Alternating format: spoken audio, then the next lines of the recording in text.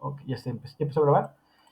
Okay, bueno, la última clase estábamos viendo la revisión por cortante en una dirección, es decir, por tensión diagonal, como si fuera una viga, ¿no? De esa manera, como una viga ancha. Habíamos dicho que esta revisión se tiene que hacer en las dos direcciones, pero en este caso, como es una zapata cuadrada con una columna cuadrada, con que yo revise, por ejemplo, la dirección X, que es lo que estamos haciendo, cumplimos la revisión en dirección Y, ¿no? Entonces, en ese sentido, pues ya vamos avanzando, o nada más estaríamos viendo los pasos de manera muy general para poder hacer la revisión.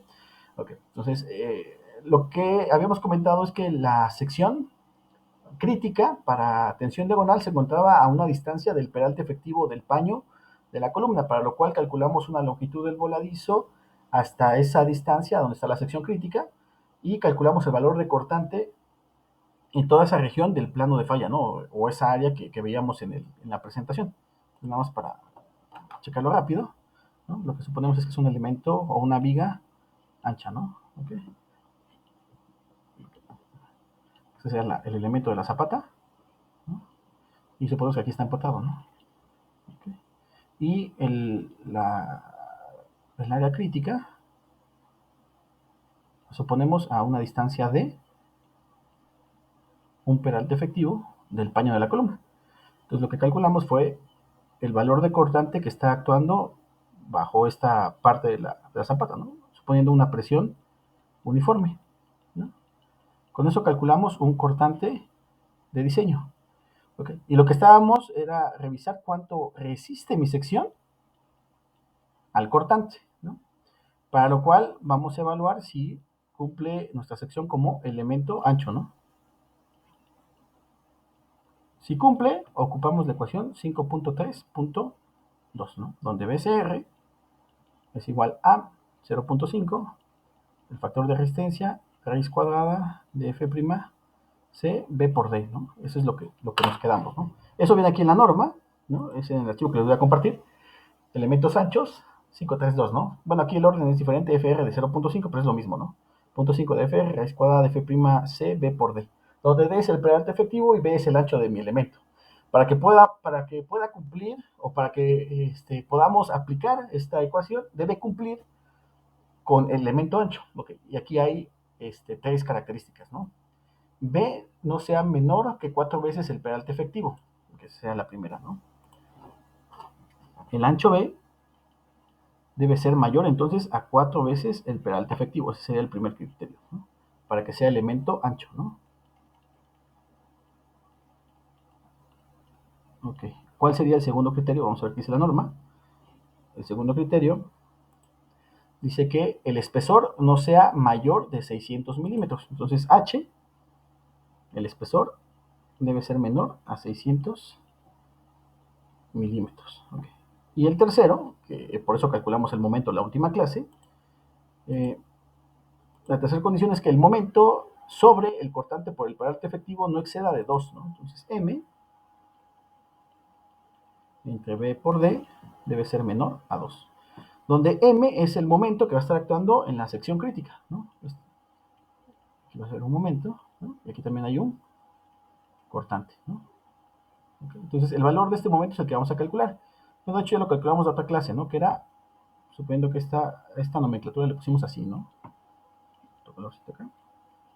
Lo pusimos como L V, ¿no? ¿Ok? Entonces sería el valor del cortante por L'(V) sobre 2. Eso nos va a dar el momento en esa sección crítica, ¿no? Que fue lo último que calculamos ese día, ¿no? Okay, muy bien. Entonces hay que hacer ahorita la evaluación.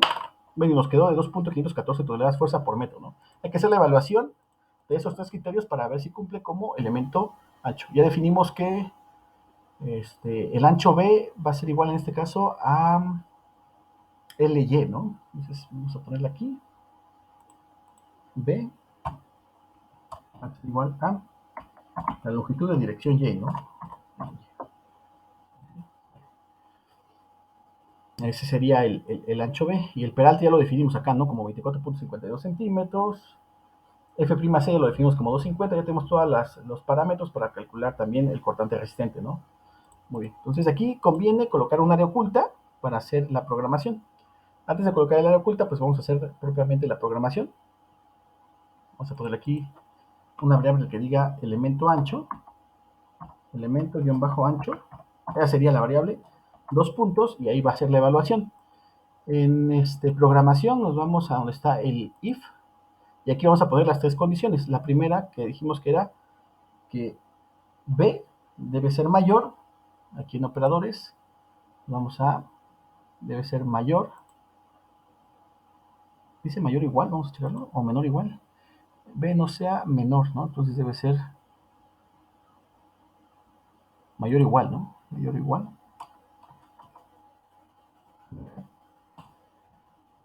Mayor o igual, viene acá, está, ¿no? Mayor o igual que 4 por d, ¿no? 4 veces d. Y, ¿no? Vamos a poner aquí, en operadores, aquello, el de comparación, y h debe ser menor a 600 milímetros, ¿no? Y voy a cumplir la tercera condición.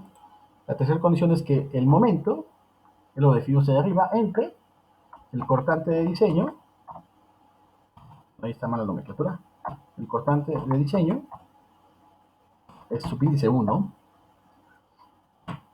por d debe ser menor a 2, ¿no? Menor a 2, ¿ok? ¿Qué pasa si se cumplen esos tres requisitos? Pues le voy a decir que sí cumple como elemento ancho, ¿no? Que me mande un mensaje que diga si es elemento ancho, o si cumple como elemento ancho, ¿no? Si no, pues le vamos a decir que nos mande un mensaje que diga que no cumple, ¿no? Entonces vamos a poner acá, en programación, el else, y aquí le ponemos qué mensaje quiero que me despliegue si no cumple con esa condición. No es elemento ancho. No me marcó ningún error, aparentemente no. No me resaltó ninguna variable, quiere decir que la reconoció todas. Entonces, ahora esto sí lo podríamos ocultar, ¿no? A lo mejor en la parte de la memoria de cálculo, pues no interesa mucho. Esta parte donde yo programo si cumple como elemento ancho o no. Al final de cuentas, únicamente voy a colocar si sí o si no, ¿no? Entonces, lo podemos poner en donde está documentos, perdón, documento, dice área oculta, y aquí vamos a copiar ¿no? Entonces, lo cortamos y lo pegamos dentro del área oculta, lo minimizamos, ¿no? Y al final de cuentas, lo que me interesa saber es si cumple o no como elemento ancho, ¿no? Entonces,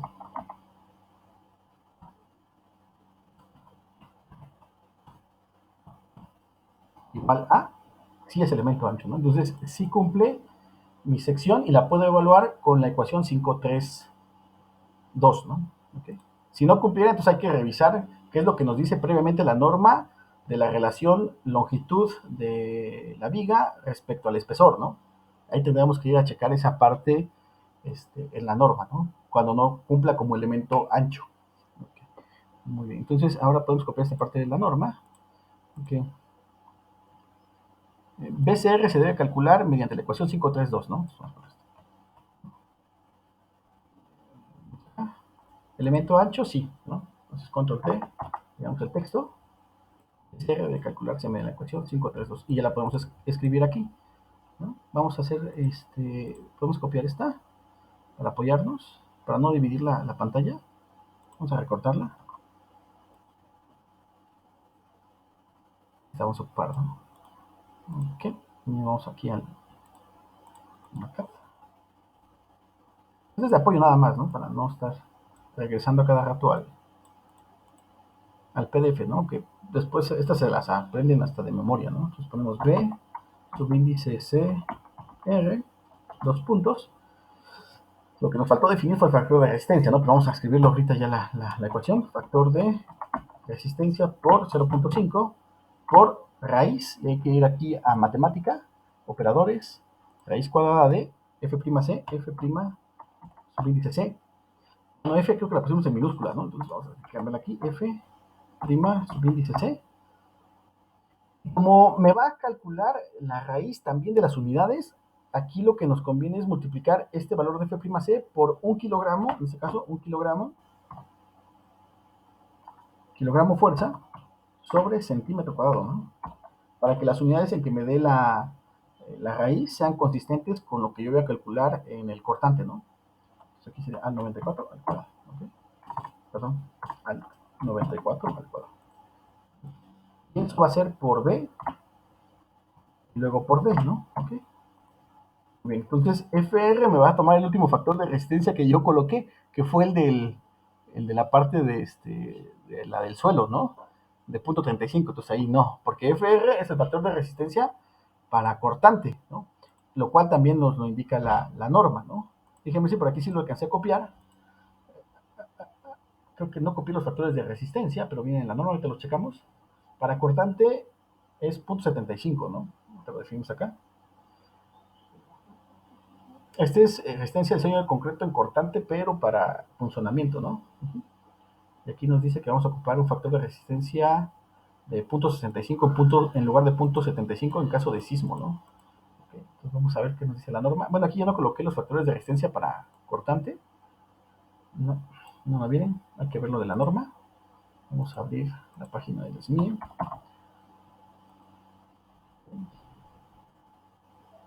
Vamos a ver cuánto es el factor de resistencia para cortante. Está muy lento mi internet por ahí. No sé si me escuchan entrecortado o todo bien. ¿Se escucha bien, Nick? Si es que no me dejaba entrar hace rato a la sesión, me sacó una vez y luego la segunda vez no los veía a ustedes, veía la pantalla en negro. Yo supongo que es porque está lento mi internet. Es que no lo he pagado también, ¿no?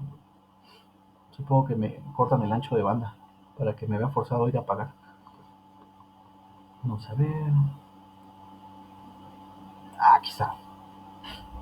¿Qué quiero hacer? Factores de resistencia. No.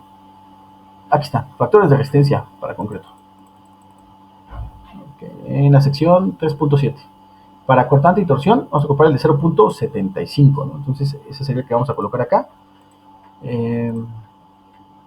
Conviene definirlo desde donde está el apartado de cortante en tensión diagonal, donde el factor de resistencia va a ser igual a 0.75, ¿no? Okay. Vale. Entonces ahí ya calculó el valor de BCR. Si le damos el igual, nos va a aparecer en newtons, vamos a convertir a toneladas fuerza. Mi sección aguanta 20 toneladas, ¿no? ¿Y cuánto es el cortante que está actuando en la sección crítica?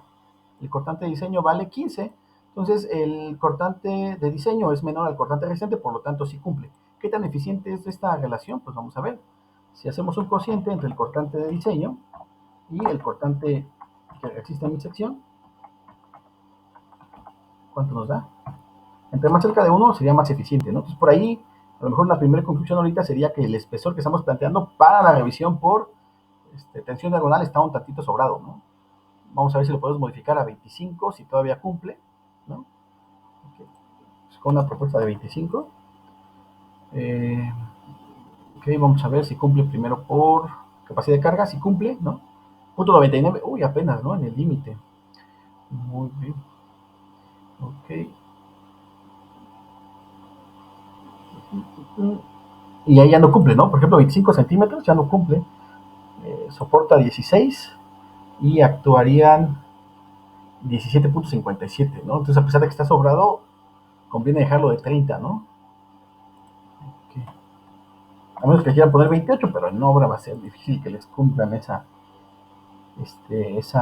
espesor, ¿no?